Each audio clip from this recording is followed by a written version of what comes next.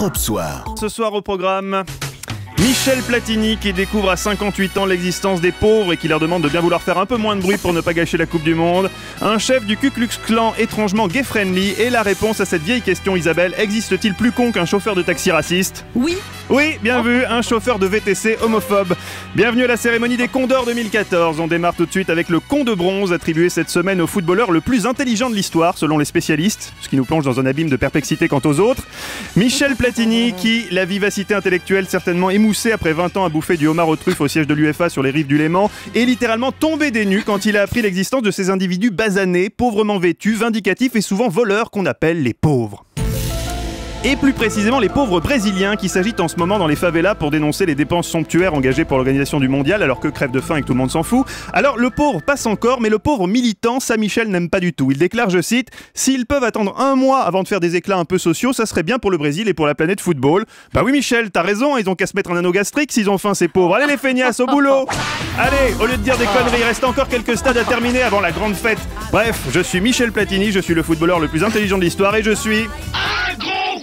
Oui, un con de bronze bien mérité. Alors lui, il décroche cette semaine le très convoité con d'argent qui récompense une personnalité pour l'ensemble de son œuvre. Alors là, très gros client, Nicolas, une sorte de Léonard de Vinci de la connerie, si vous me permettez l'oxymore, le dénommé Frazier Glenn Miller, ex-grand chef du Ku Klux Klan, s'était déjà distingué il y a quelques jours en assassinant fièrement des personnes qu'il pensait être des juifs, mais en fait il s'était gouré, c'était des protestants, ce qui dénote déjà un beau potentiel. Là, on a appris ce week-end que Glenn était beaucoup moins discriminant dans sa vie privée, puisque l'année dernière, une patrouille de police a eu la surprise de le retrouver en fâcheuse posture à l'arrière de sa voiture, en compagnie d'une prostituée, non seulement noire, mais travestie par-dessus le marché.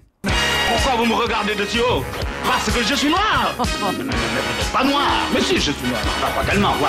Et oui, la totale. Alors Glenn évidemment est gêné, hein, comme Louis de Funès, il évoque un quiproquo expliquant qu'il avait, je cite, attiré le prostitué dans sa voiture pour le tabasser et qu'ensuite les choses avaient dérapé. Sick, hein, c'est effectivement le mot. Alors certes, ça peut tout à fait arriver, beaucoup de gens très bien se retrouvent parfois le pantalon baissé sur la banquette arrière de leur voiture. À l'insu de leur plein gré. Isabelle le sait bien, mais quand on est quand même un suprémaciste blanc du Ku Klux Klan, on fait gaffe quand même.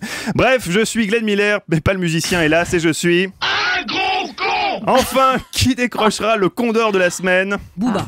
Non Isabelle, et non, bien vu, mais non, la finale se jouera demain entre un conseiller en com un peu nul en com, des policiers du 36 quai des Orfèvres qui aiment le Québec peut-être un peu trop libre, Voyons, rien qu'un petit bisou. Non. et ce chauffeur de VTC qui a refusé de prendre en charge des clients gays au motif légitime que, je cite, il n'aimait pas les pédales. Rendez-vous demain pour cette grande finale et n'oubliez pas, si Michel Platini est 3ème, c'est que le premier est vraiment gratiné.